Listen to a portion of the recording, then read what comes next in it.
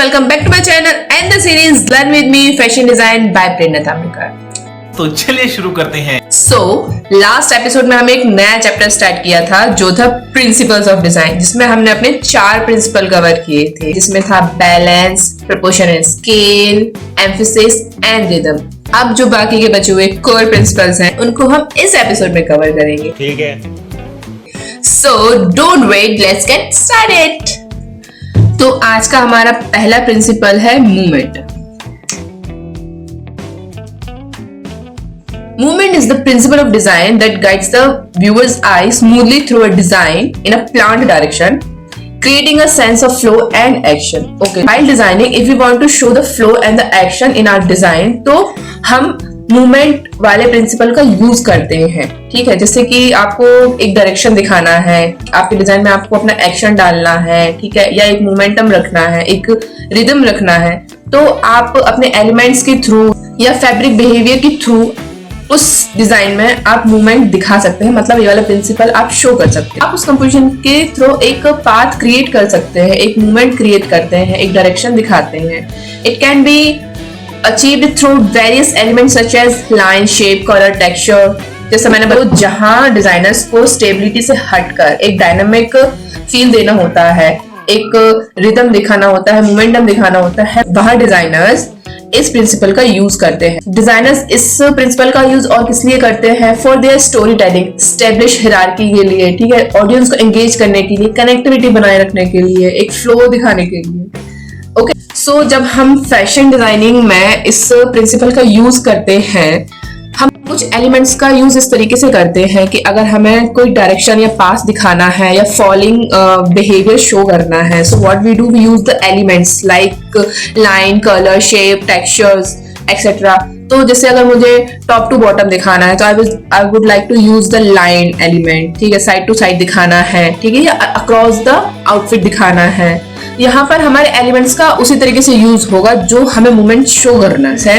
Movement in fashion designing guides the I across a garment in a planned path. तो हम जैसे design बनाते हैं, हमारी आईज उसी तरह ही मूव करती है उस गारमेंट पे कि टॉप टू बॉटम दिखाना है, अक्रॉस दिखाना है, या साइड टू साइड दिखाना है, ठीक है, या डायगोनल शेप में दिखाना है, या फ्लोइक, जो भी whatever we use.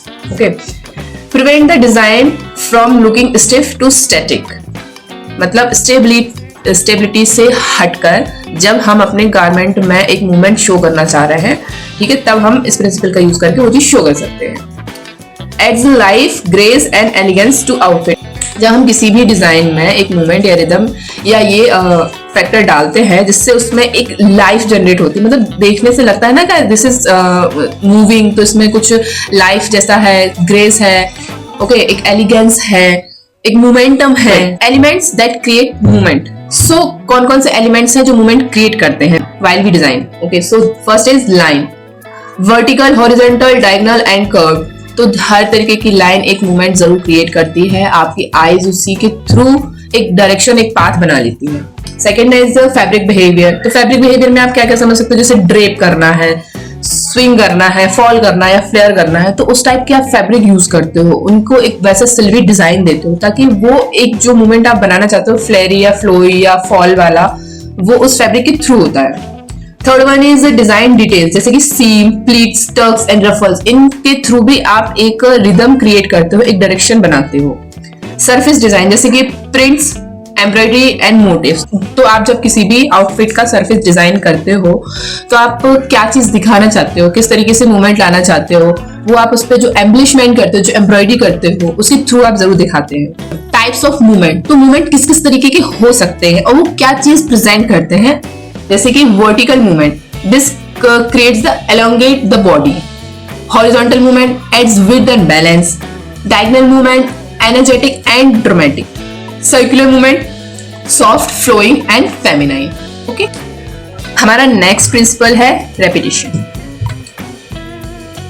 Repetition is the principle of design in which the same or similar elements are used again and again to create unity, consistency and visual rhythm in a design.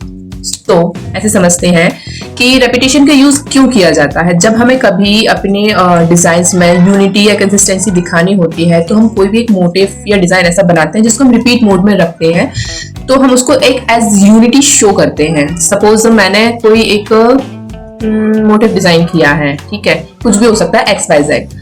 तो अब मुझे वो as print show करना है। As print मतलब मुझे all over body में चाहिए, मतलब मुझे एक यूनिटी दिखानी है उसकी। तो what I will do with that motive, मैं उसको एक रिपीट मोड में पुट करूंगी और उसका जो भी मेरा एक प्रिंट निकल कर आएगा उसको मैं अपने डिजाइन पर यूज करूंगी। So that is the use of the repetition while designing. Repetition is essential in creating a cohesive visual identity because it helps to, पहले तो मैं बता दूं कोहेसिव का मीनिंग होता है यूनिटी और संगठित काइंड ऑफ, ठीक है। So helps to establish a visual language, create a sense of rhythm and harmony, guide the viewer's attention, reinforce the message or brand identity. Okay, move to the next page. So in fashion design, repetition appears through repeated colors, motifs, prints, lines, pleats, buttons, embroidery or silhouettes, helping a garment look well coordinated and harmonious. तो हम जब कभी भी repetition का use करते हैं तो हम उसमें एक यूनिटी, एक कंसिस्टेंसी शो करना चाहते हैं। जब भी हम किसी भी आउटफिट में देखते हैं तो आप जैसे रेपिटेशन वाले प्रिंट्स देखना, ठीक है, आप जो उनके आउटफिट्स रहते हैं उनमें एक यूनिटी शो होती है, एक कंसिस्टेंसी शो होती है, एक कंबाइंड एक ग्रुपिज्म शो हो जाता है। सो रेपिटेशन को आप कई अलग अलग एलिमेंट के थ्रू अपने आउटफिट में, अपने डिजाइन में शो कर सकते हैं, जैसे line, colours, texture, space, Silvi design, embroidery के थ्रू, फैब्रिक ड्रेपिंग के थ्रू। तो आपकी चॉइस होगी कि आप किस तरीके से अपना थॉट प्रोसेस अपने डिजाइन में पुट करना चाहते हैं। So this is it for the repetition.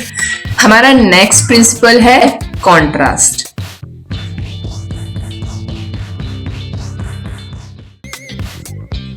Contrast is a design principle that refers to the intentional use of differences between elements to create visual interest, emphasis and clarity.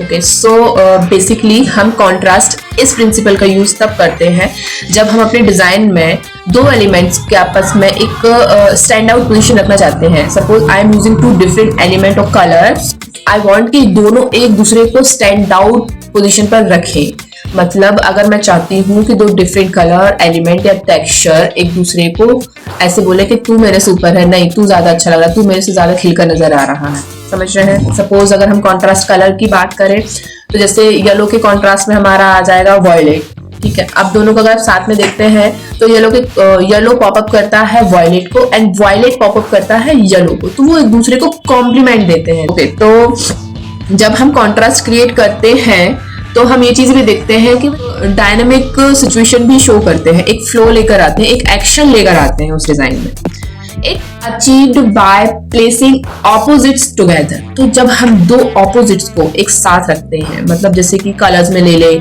Textures में ले ले, lines में ले ले, जैसे lines में जैसे vertical हो गया और हॉरिजॉन्टल हो गया, हम दोनों को एक साथ रखेंगे, वो दोनों एक दूसरे को स्टैंड आउट करके बताएंगे कि यहाँ तुम इंपॉर्टेंट हो और वो बोलेंगे तुम यहाँ इंपॉर्टेंट। मतलब बेसिकली एक चीज दूसरी चीज को एक इंपॉर्टेंस दे रही होती, एक कॉम्प्लीमेंट दे रही होती। That is the real meaning of contrast.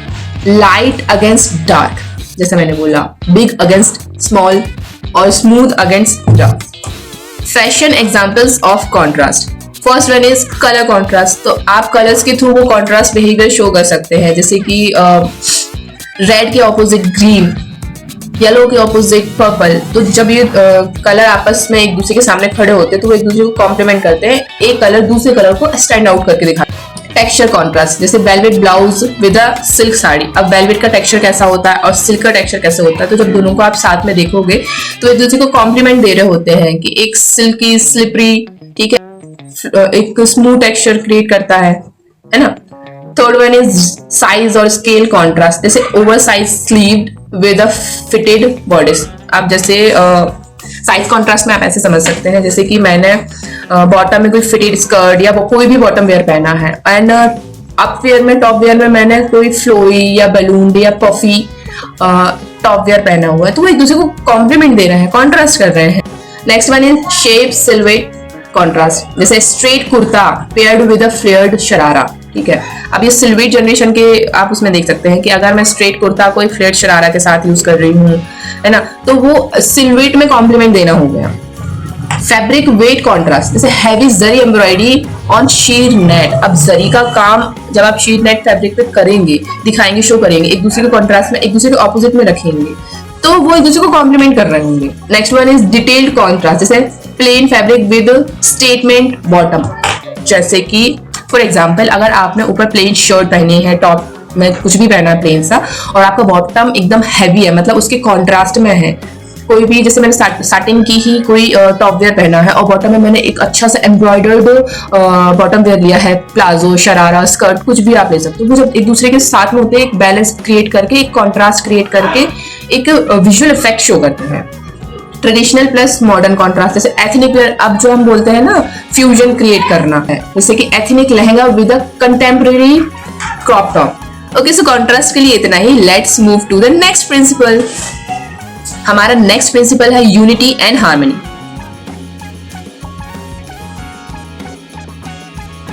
Unity और harmony in design is the principle that creates a sense of togetherness and visual agreement among all elements, making the design look complete, balanced, and pleasing rather than scattered or chaotic. In simple words, everything looks like it belongs together, where we want to show some kind of togetherness. तो जब हम किसी element के through या अपनी design में कुछ ऐसा शो करना चाहते हैं जहां हम ये बता सके कि वो एक ही चीज का पार्ट है, एक ही ग्रुप का पार्ट है, वहां हम यूनिटी और हार्मनी प्रिंसिपल का यूज करते हैं।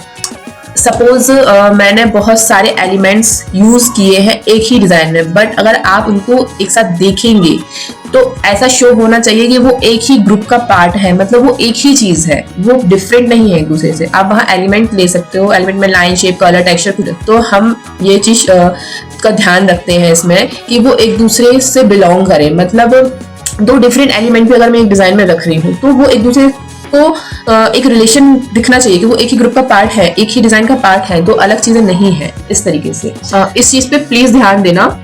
Unity creates a sense of wholeness, as a unity is the what, the overall completed and orderly composition, where harmony is the how, the consistent, rhythmic and subtle relationship between the individual parts. So this is very important. Okay, unity दिखाता है कि वो चीज क्या है, but उसी के साथ हार्मनी ये चीज शो करता है कि वो कैसे है।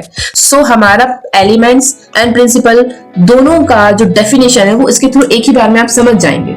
Correct. Unity in design, the what, definition, the state of being one, the overall holistic and unified effect where all elements feels like they belong together। मतलब ये होता है कोई भी एलिमेंट एक साथ रख रहे हैं तो हम उस चीज में क्या शो करना चाहते हैं, ओवरऑल थिंग, मतलब ये सारा एक ही चीज है, ये कोई अलग या डिफरेंट नहीं है।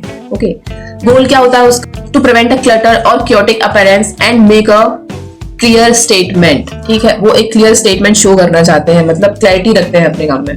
टेक्निक क्या क्या हो सकती है, किन किन चीजों के थ्रू हम इस चीज को क्रिएट कर सकते हैं। First one is proximity, placing items close together to group them. मतलब हम जो भी एलिमेंट या जो भी हम डिजाइन बनाएंगे उसमें हम जो भी एलिमेंट यूज करेंगे, ठीक है, उनको हम उनकी प्लेसिंग जो करेंगे वो इस तरीके से करेंगे कि वो एक ही ग्रुप का पार्ट लगे, उनमें एक ग्रुपिज्म दिखे, एक टुगेदरनेस दिखे। Okay, second one is similarity, using similar colour, shape और टेक्सचर। सिमिलैरिटी हम अलग अलग एलिमेंट के थ्रू शो कर सकते हैं ना, जैसे same kind of colours use कर ले, टेक्सचर्स यूज कर ले, है ना, शेप्स यूज कर सकते हैं। The third one is repetition, repeating design elements to create consistency।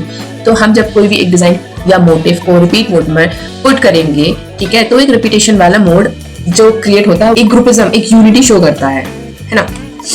Harmony in design कैसे होता है, definition, the pleasing arrangement of parts created by stressing similarities among separate but relate components। दो चीजें जो है तो बहुत अलग बट फिर भी same common component, same place पर एक दूसरे के साथ ये चीज शो कर रहा है कि वो कैसे साथ में है। गोल क्या होता है, to create a sense of calm, flow, visual interest without being too monotonous. मतलब साथ में है, काम है, फ्लो ही है, बट बहुत ज्यादा monotonous means single portion depict नहीं कर रहे हैं, वो एक ग्रुप का पार्ट। ओके, तो टेक्निक क्या क्या हो सकती है, colour palette, utilising a limited और हार्मोनियस कलर स्कीम। जितना हो सके उतना लिमिटेड कलर्स को हम यूज करेंगे, हार्मोनियस कलर स्कीम को यूज करेंगे। Rhythm, developing a sense of movement through recurring elements. Third one is consistency, maintaining a uniform style like rounded corner or consistent typography इन चीजों के थ्रू हम harmony को show कर सकते हैं। In fashion unity and harmony are achieved through, मतलब किन किन चीजों के थ्रू हम यूनिटी एंड हार्मनी को अचीव कर सकते हैं या किस तरीके से हम वो डिजाइन क्रिएट कर सकते हैं। Let's learn together. Repetition of colours, prints और motives, use of coordinated colours palette, similar fabric texture and finishes, consistent silhouettes और detailing, balance, proportion and style. Hey my angel, तो आज के एपिसोड में इतना ही। यहाँ हमारे जो कोर प्रिंसिपल ऑफ डिजाइन्स हैं वो हमने कंप्लीट कर लिए हैं। जो हमारे एक्स्ट्रा प्रिंसिपल्स ऑफ डिजाइन्स बचे हुए हैं वो हम नेक्स्ट एपिसोड में जानेंगे कि वो क्या होते हैं, चीटिंग करता है तू, कैसे होते हैं, उनकी थ्योरी क्या होती है। ओके, तो अगर आपको ये वीडियो अच्छा लगा है तो please do like, share and subscribe my channel. अगर आपको कोई भी क्वेरी है इस टॉपिक से रिलेटेड तो कमेंट सेक्शन में अपना क्वेश्चन ड्रॉप करें। अगर आपको फर्दर इन्फॉर्मेशन या मेरा ये मटेरियल चाहिए तो आप मुझे इंस्टाग्राम पर डीएम करें, मैं आपको वहां पर डेफिनेटली रिस्पॉन्स दूंगी। मैंने अपना लिंक बायो में शेयर कर दिया है। आने वाली वीडियो से अपडेटेड रहने के लिए बेल आइकन को प्रेस करें। ओके माय एंजल्स, तब तक के लिए stay healthy, stay happy and stay aware of fashion podcast. Bye angels, love you.